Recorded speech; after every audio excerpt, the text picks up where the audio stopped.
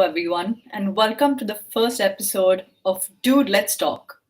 I am your host, Sia, and I am also the co founder of Talentela, a new age kick ass content, design, and digital marketing agency. Our guest today is Vanshika Mehta, a brand storyteller and communications consultant.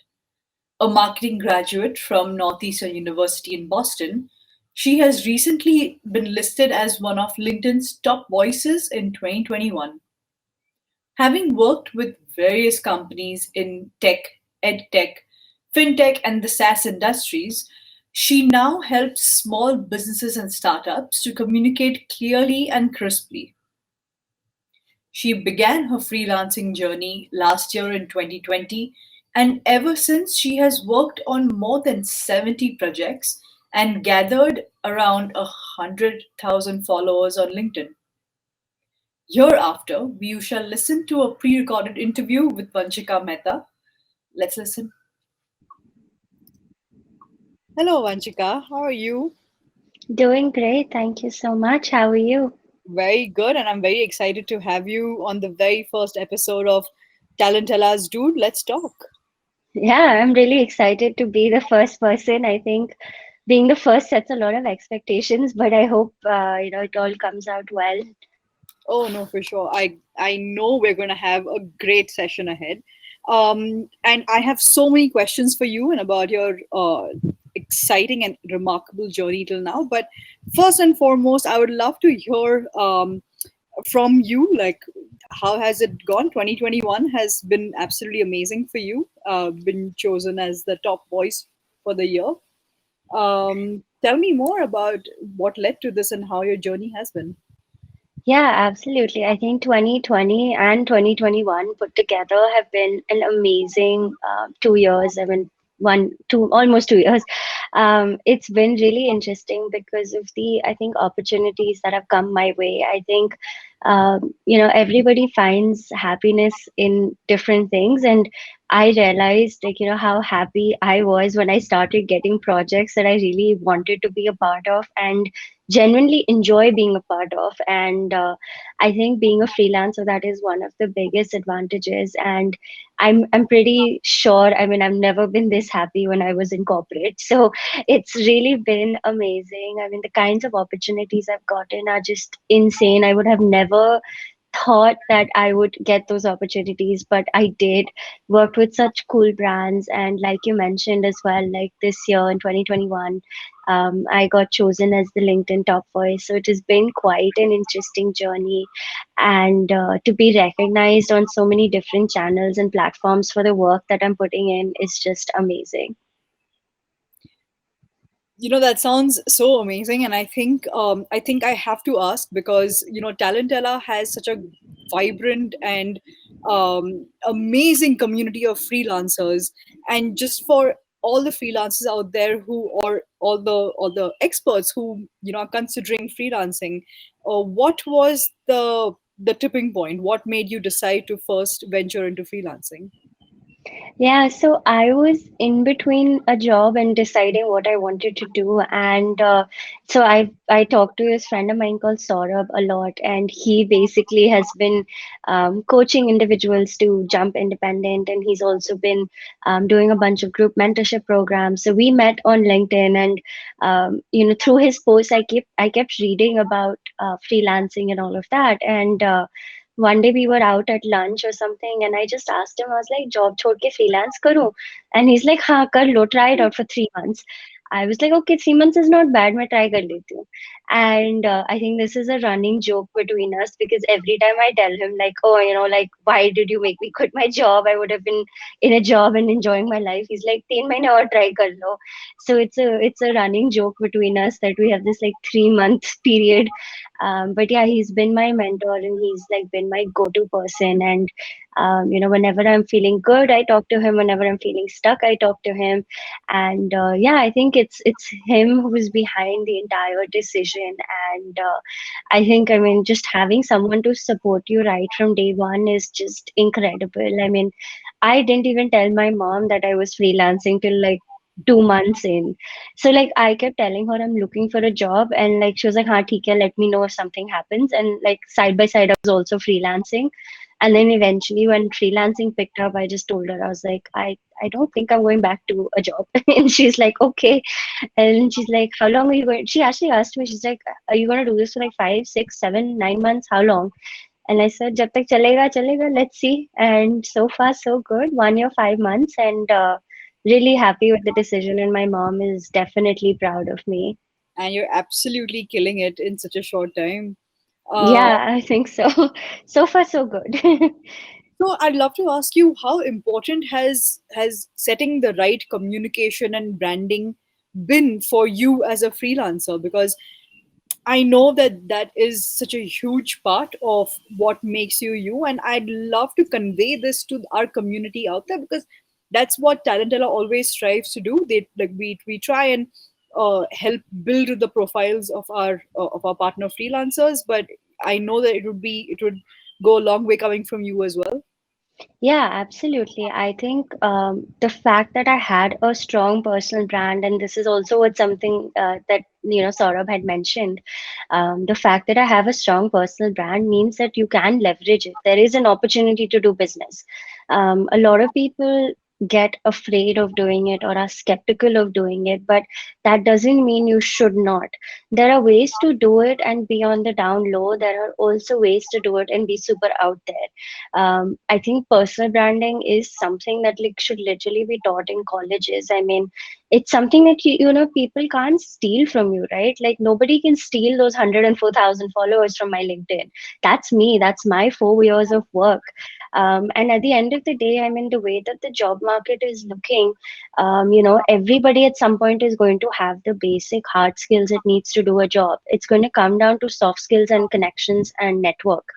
um, I think when I was getting interviewed for my second or third job, they definitely brought up like the LinkedIn presence in the interview, and they were like, you have such a strong presence. And I was like, yeah. So if you know how to use a presence well and build your own presence, I mean, there's nothing like it. And just putting it out there, like a majority of my leads come in through LinkedIn, then probably WhatsApp, then probably referrals. So like I'm not on any platform at all, and just putting myself out there and branding myself as a person who knows branding and comms has really gotten me from point A to point B. So I think it's indispensable and should be definitely focused on no matter where you are. I mean, even if you're in a job, focus on it. If you're a freelancer, definitely do it, because it adds a lot of trust when clients are talking to you. I mean, at the end of the day, like everyone knows, right? You can't do paid marketing on LinkedIn. So everything is organic. Yeah. And if I've been doing it for 4 years, that's how I got to 100K plus. So I think, yeah, it's something that can't be stolen from you, and yet adds a lot of trust and authenticity to what you're saying and what you're bringing to the table. So, what are the three things that you would tell a young freelancer to do to build their personal branding? First things first is figure out who you are, what you do, what you offer. I think that's the basis of like starting off your personal brand. Secondly, I would say that be confident to reach out to people, because initially, like it's not like inbound is going to suddenly work for you. So be confident, build a profile, and then start reaching out to people. It's very important. And third, I would always say that when you think of personal branding, don't just think of it like, oh, I'll do it for 1 month and, I'll get a lot of clients and I don't need to do it. That's not the reality. Like, clients at the end of the day have the opportunity to leave when they want, right? So you should always keep building it and keep it as a active, thing that you do on your checklist, like every day. I remember back in the day when I had just started out my LinkedIn, I would have a reminder every day, okay, post on LinkedIn, and then it would like get me to forcefully do something. I mean, they do say it takes 21 days to make a habit, right? So 4 years in, I mean, now it's just like I wake up and I'm like, okay, like let's just write something, and now it's become a habit. When I wake up or when I'm eating lunch or whatever, like depending on when I feel like I have something important to share, but by default, at least I would say on average, at least 4 times a week to 5 times a week, I'm posting. And Right. yeah, so it's become very habitual for me now.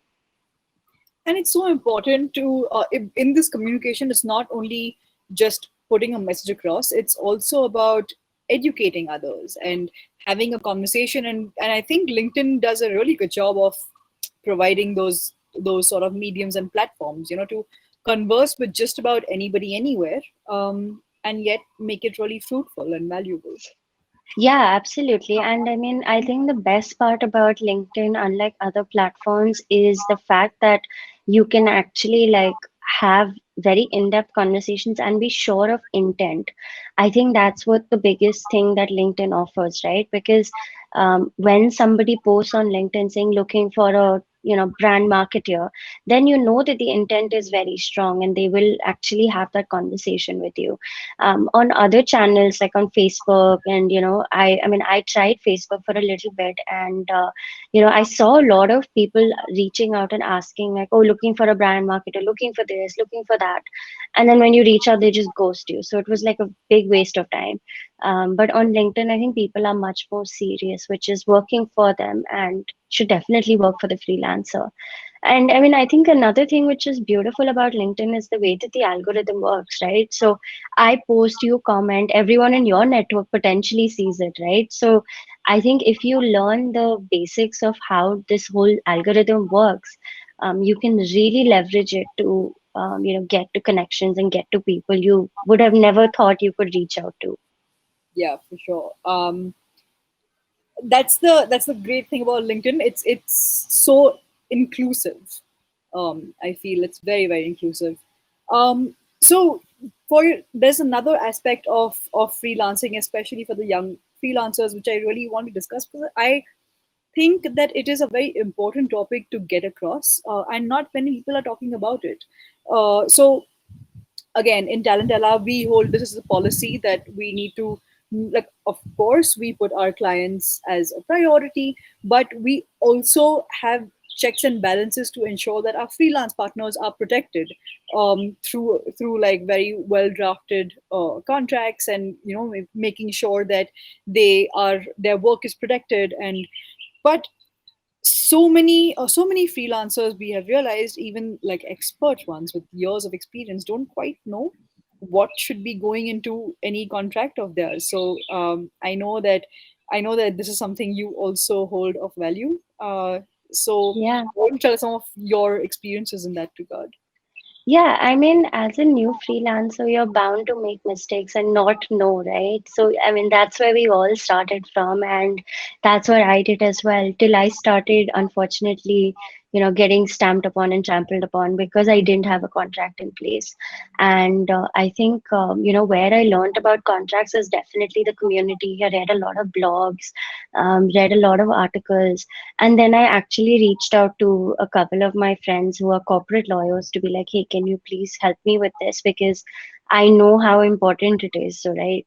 So I think it's important to, I mean, for a freelance, I think the two or three most important people are a lawyer, a CA, and every freelancer should have a lawyer and a CA and like a mentor. I think those are the three people you should always have, because even taxes, I mean, taxes are also so confusing. Like, I mean, till I think March of this year, the taxes were like 7.5% TDS, and now they're 10%. So like, you can't ignore the fact that like TDS affects you, right, directly or indirectly, For sure. and the law, whatever it is, right, like specifically with like say for example international clients, right? So when I got a couple of international clients, that's when I asked my lawyers, I was like, do I need to add anything? And then I learned about this new clause which is like arbitration and dispute resolution, and I was like, what is this?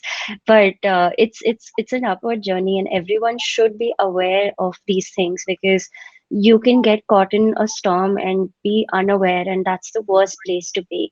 I mean, the easiest clause to slip in and to miss for a freelancer is the non compete and the time after you finish the project where you can't work with anyone else. I mean, I've seen so many people get into a mess with that. Like, if you are signing a contract where it says that, you're not allowed to work with any competitor for 2 years, is that project really worth it or not? If the project is extremely high paying, then sure, I mean, go for it. But if it's like, hey, do social media for 1 month, and then if things don't work out, then you can't work with anyone else for 2 years, is that worth it or not? So you have to read your contract. I mean, it might just sound like a bunch of words in the beginning, but read it, go to these places. I mean, there's so many places that offer um, 30-minute consultation calls, 1 hour consultation calls. Even if you have to pay, think of it as an investment in your business so that you understand what these clauses are.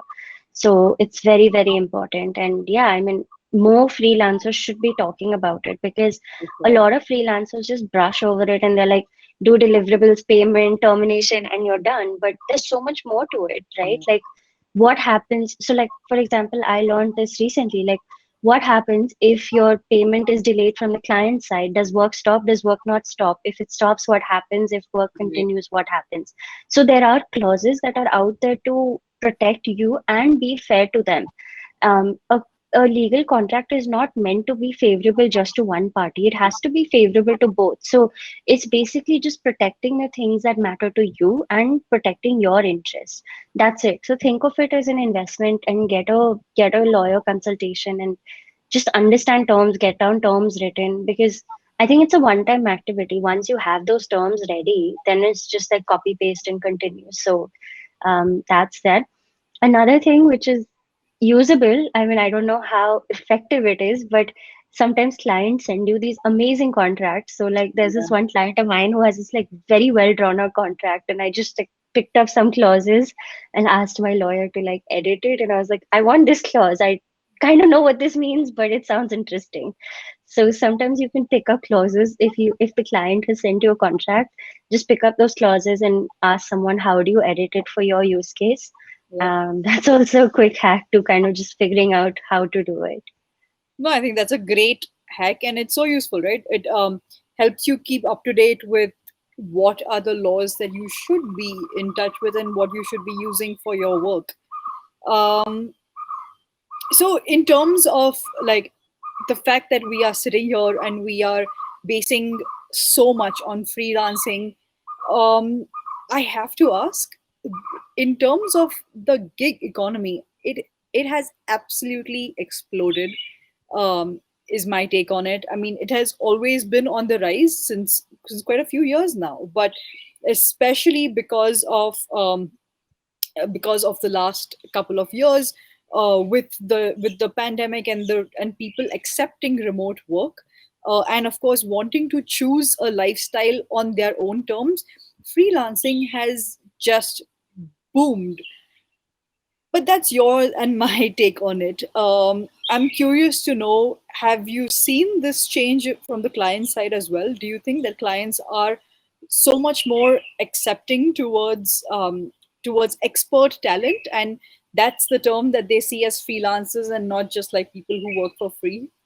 Yeah, I would definitely agree. I mean, from my side as well, like I know that India was not always a remote first place, but with the pandemic and forcing people to do it, it's kind of now become the norm, right? So if you're working remote, I could be sitting in Bali, I could be sitting in Goa, I could be sitting in anywhere in the world. How does it matter? So I think at the end of the day, the shift from, oh, you've only like, oh, you need to work 9 hours to like, okay, these are the four things you need to get done. That mind shift has been incredible for freelancers, because freelancers don't work for 9 hours a day for one client, right? So it's all outcome driven, it's all success driven, it's all like timeliness based. So I think that major shift in the mindset of the Indian folks, I think, has really caused a positive impact for freelancers like me. Also, I would say that when you're freelancing, right, I would advise everybody not to be like, like vanilla cake, right? Don't be something that everybody likes. You need to be chocolate, or you need to be red velvet, or you need to be something. So, that in itself, if you think from that ideology and that anecdote, that means that you're an expert in one thing, right? Like, I can't be a management and a brand consultancy expert, right? Like, I don't think I'd be able to do justice to either. Mm. So when you're freelancing, I think the basis of your freelance career is that you focus on one thing and do that one thing really well. So for example, if you're a good graphic designer and you're good at social media, then just pick up those kind of projects. There's no need for you to get into websites. There's enough money in the ecosystem for everybody. And when you do that, what I've realized is that there's a lot of trust that comes with it from the client side. Because Yeah. imagine if I had like 20 projects in management and 20 in brand, right? Then they're like, okay, which one are you better at? But when you're just good at one thing, it becomes very easy to convince them that you're good Yeah. at this one thing.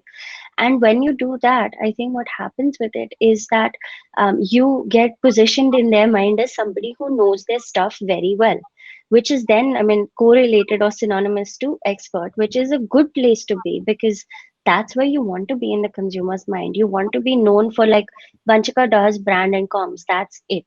Yeah. And that way you also are able to position yourself. And when you're getting clients, the reason why it's boomed is because now people are looking for specialty skills. They're looking for like a digital marketer who can do Facebook ads. Like, I know a friend of mine who only does digital on Facebook. He's like, screw Instagram, screw this, I don't care, I only do digital on Facebook, and he's doing really well. Like, I, for example, I enjoy working with tech. A majority of my projects are tech based, but recently I've started exploring like D2C as well. And that's also such an interesting segment. So I think, become the expert at one thing. Once you've been put up as an expert over there, then maybe move on to a parallel thing. But initially, I think for the first year or 2 years, even, like, make sure you get really good at doing one thing, because that way it's easier to convince people. And yes, I mean, there are people who are open to hiring freelancers. And like you mentioned, I mean, the remote work has only worked in favor of us. Yeah. Like, for example, simple example, right? Like, when the pandemic hit, the first thing people did was move back to their homes, right? Yeah. If you look at any tier one city, you look at Bombay, look at Delhi, look at Pune, like, everybody's gone back to their original hometowns. And think of it that way, that like now rural India, for example, is also so powerful, digitally enabled. You could be saving so much money and be living somewhere else that is not a tier one, because your office doesn't require you to be in a tier one, which is great for freelancers. It gives a huge opportunity. Like, tier two, tier three, if you're good at, say, website development, you're good at graphics, you're good at this, it's an immense opportunity for tier two and tier three to level up in this field. So I think, I mean, it's worked beautifully over the last couple of years, I would say.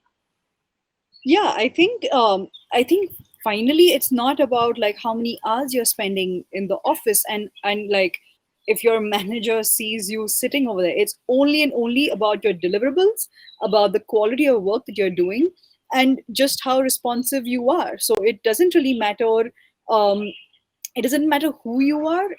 Your talent is the only thing that matters, and I think that's what I think the freelancer anthem should be. Like that, Yeah.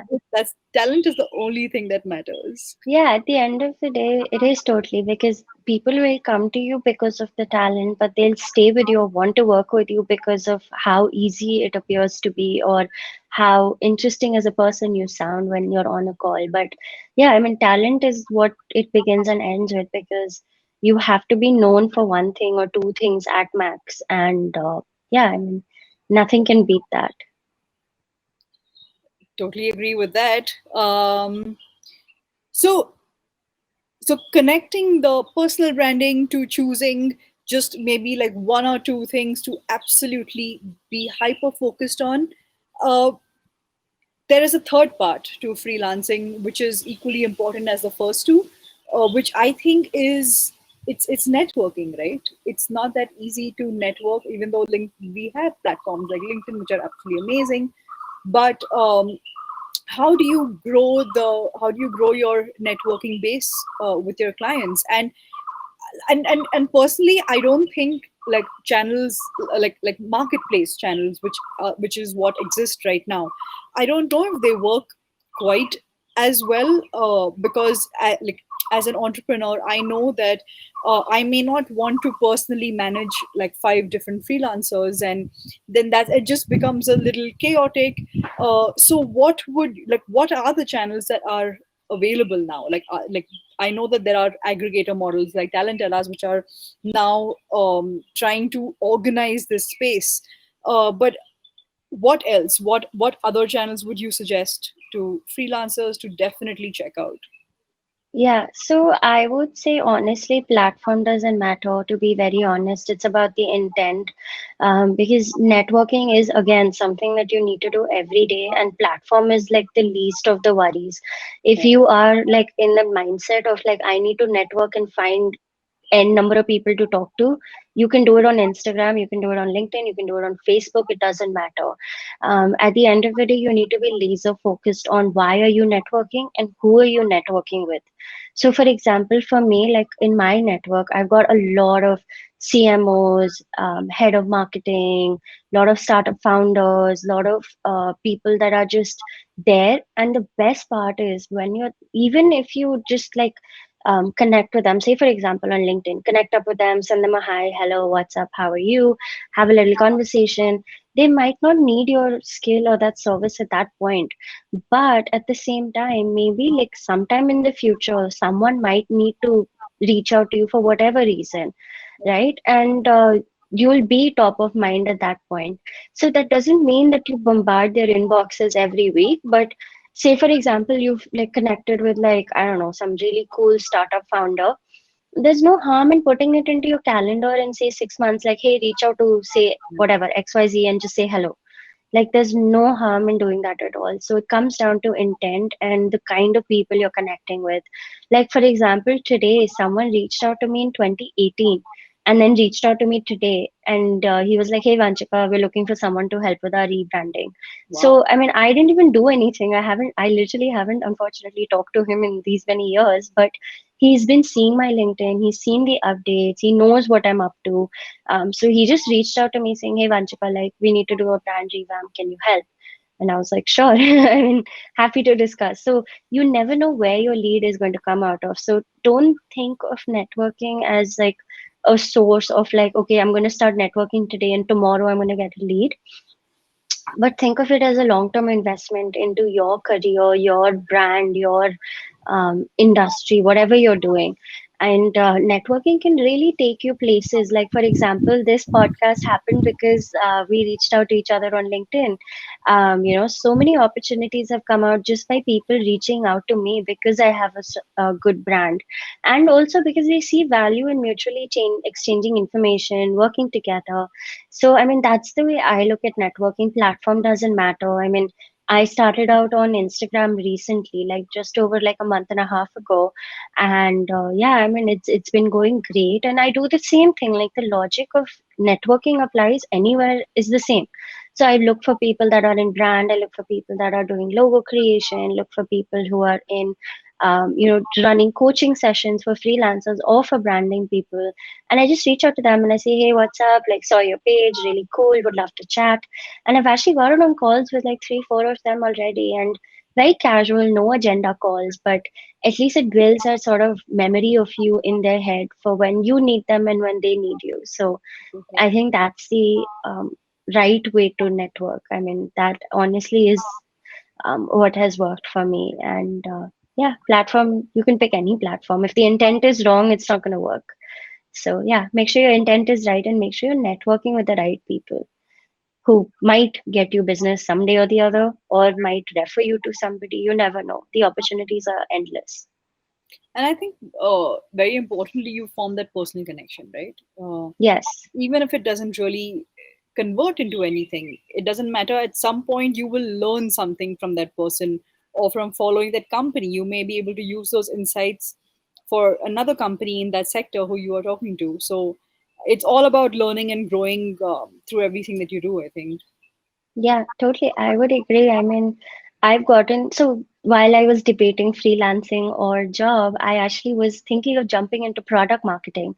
So I connected with a lot of product marketing folks, and they have such cool things to say. I mean, we might not work together, that doesn't matter, but just like reading the posts, interacting with them, like having somebody to chat with, in case like for whatever reason I jump back into product management, product marketing, sorry. Yeah, I mean, it just leaves that door open for you to step back in when you want. And yeah, I mean, there's just so many benefits to networking when you're doing it correctly. No, for sure. Um, awesome. So we have a little cute question in line for you. Sure. So we have spoken about so many things that freelancers absolutely need to do, but out of all the key skills that you can think of that makes an amazing freelancer, what are the top three skills that are absolutely non-debatable that you Yeah. have to have if you want to be a freelancer and live life on your own terms? Yeah, absolutely. I think the first is sales skills, sales and negotiation. Like, because if you're not able to convince the person and don't know ways to kind of convince them to work with you could be great at what you're doing, but you'll get no business. So I think the first is definitely sales and negotiation. Second is communication, because I've realized this as soon as the money hits your bank account, clients are like, when can we start work? And during work it's like, when can we get on a call, when can we do this? And you need to be very over communicative as a freelancer. And I think communication is a second. And the third skill that everyone should definitely have is public speaking, because if you're building a brand, or even are on calls, how you present yourself, how do you sit, do you smile, do you make eye contact, all of those things really really play into the decision.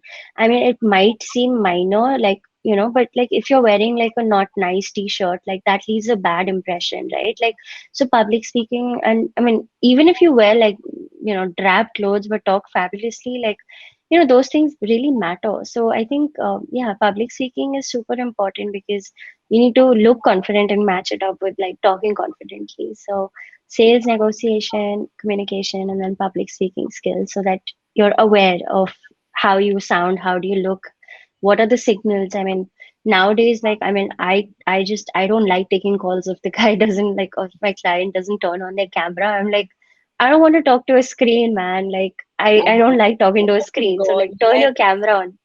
Yeah, Yeah, so like I mean, I mean, I've had people tell me, "Oh, but I'm in my PJs." Fine, okay, you are in your PJs, but like, I'd like to see your face and I'd like to have a conversation with you and get to know you. yeah, I mean, there's so much like it's communicated, just body language, like which you can't hear on a phone call. Like, I mean, I'm glad we've moved from phone calls to Google Meets and Zoom calls, because that really gives you a chance to get to know the person. I mean, honestly, if you ask me, I think email is the worst form of communication, because it cuts out every single emotion you have. It cuts out like things that you want to emphasize on, things that you don't want to emphasize on. Just bolding something and italicizing something is not that big of an impression as we think it would be. So I think like literally email is the worst. I mean, if you can, I mean, and I tell all freelancers this, before you sign on with a client, get on a call where you see them face to face. You'll know if this is a person you want to work with based on body language, based on how they're talking to you. Because an email can be written over the time span of a day, right? And it could look perfect, but if you haven't like seen the person, if you don't vibe and you don't gel, Yes. it's very hard to work with someone. So yeah, I would definitely say it's super important. And what are your top three resources that you think freelancers need to be tapped into? Yeah, I mean, I think there are some amazing freelancers who are doing really good stuff, who are genuine, who are really killing it. I mean, I follow a lot of them on LinkedIn and a lot of them on Instagram. The first name that comes up is definitely Komala Huja. She's been killing it on Instagram with her reels and very like detailed stuff on how to freelance. So she's been doing it amazingly. Second is Saheli. She's also a very solid freelancer who's helping other freelancers start off their business. And last but not least, I would say there are a lot of like communities which are there for freelancers. So, for example, like I think Avalon has one for freelancers, which is amazing. Like there are a lot of Discord communities that are happening these days where people are talking about this. So I think community is a great way to learn. I mean, it gives you a wider perspective rather than just listening to one person. And last but not least, shameless plug, like reach out to me on LinkedIn. Got a ton of stuff over there. I mean, I love posting about freelancing. So shameless plug, but yeah, you can definitely read my stuff as well and hopefully derive some value from it. If you weren't going to plug it in, I was going to because I really love your blog too. Thank you. And of course, I mean, for everybody out there, if you need additional resources, there's always Talentela's, LinkedIn and Instagram. They're depending on the platform, we change our content because you should, guys. Please do that. And yeah, in in any case, if you have any questions, please feel free to reach out to anybody at Talentella or to Vanchika. I think as a community, we grow stronger because we help each other, you know. Yeah, absolutely. Today on my Instagram, someone asked me, she's a 16-year-old girl in 10th standard, and she was like, "Can I freelance?" And I was so happy. Like, that made my day. I was like, "You can do it. If you're good at something, go for it." Like, it's crazy. I mean, I didn't even think that young kids like those would be thinking about freelancing. Yeah. So I would say, I mean, people who are current freelancers, be very afraid. I mean, these kids are getting smarter, and kids that are listening, I mean, there is literally no better time to start. I mean, start it on the side, do your job, have a side hustle. I mean, make passive income, active income. There's nothing better than And then come back and teach us some futuristic that. skills so that we all can kick Yes. ass together. Yes, I agree. I agree. Awesome. Thank you so much, Vanchika. I think we're very sadly a little out of time, but thank you so much for doing this. Like, apart from the podcast and session, this was so much fun. Just talking to like-minded people, and Yes. believing that we are growing together is just what you need, right? To have just a great week at work.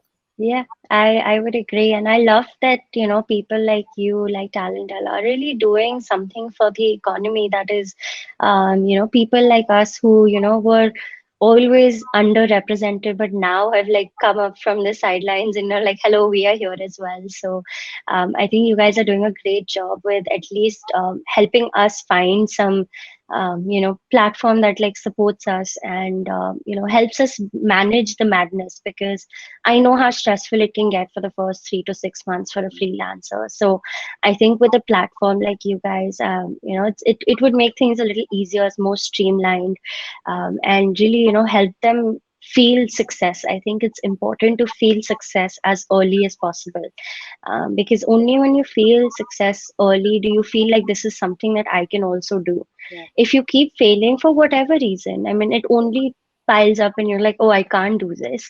So when you have a platform like Talentella and you feel success early, I mean, it'll convince you to do this more. So that's my hope, that a lot of you use what Talentella is building, and yeah, reach out to Sia, reach out to me, and let's really push this freelance movement one step forward, all of us together. In lieu of that, in trying to make this community even stronger, Talentella is coming up with the Talentella Upskills program, and of course, we are planning a kick-ass workshop with Vanchika. Are you excited about that, Vanchika? Because I am. I am really excited. I think, like I mean, I even ranted about this on LinkedIn yesterday, that you go to Google and you search for like, how do I become a freelance writer? It'll only tell you what is SEO friendly. It'll not give you the right answer always. And it'll give you gyan most of the time. Like when I did it yesterday, day before, it was just gyan. And honestly, I would think that, you can sit on Google and read like 20 articles, but hearing it firsthand from someone who's gone through the journey is like irreplaceable. Because I mean, honestly, when you hear it from someone, they cut out all the fluff of like, okay, do this, do that, and they give you real examples from their experience, which, you will not always have on Google. So, yeah, I'm really excited for the workshop. I think it's going to be great. I do too. I think it's a solid investment that I think people just need to make. Like, you need to invest in your skills and making sure you grow better and even better with time. So the workshop dates and registration details will be soon announced on LinkedIn and Instagram. So stay tuned for that. Definitely follow Vanchika, follow Talentella, and hopefully we will see you soon for the workshop and we can kick ass together. Yeah, let's do it. Sounds like a plan. Thanks for having me. Thank you, Vanchika. Have a great Thank day. you. You Thanks. too. Bye. You too. Bye.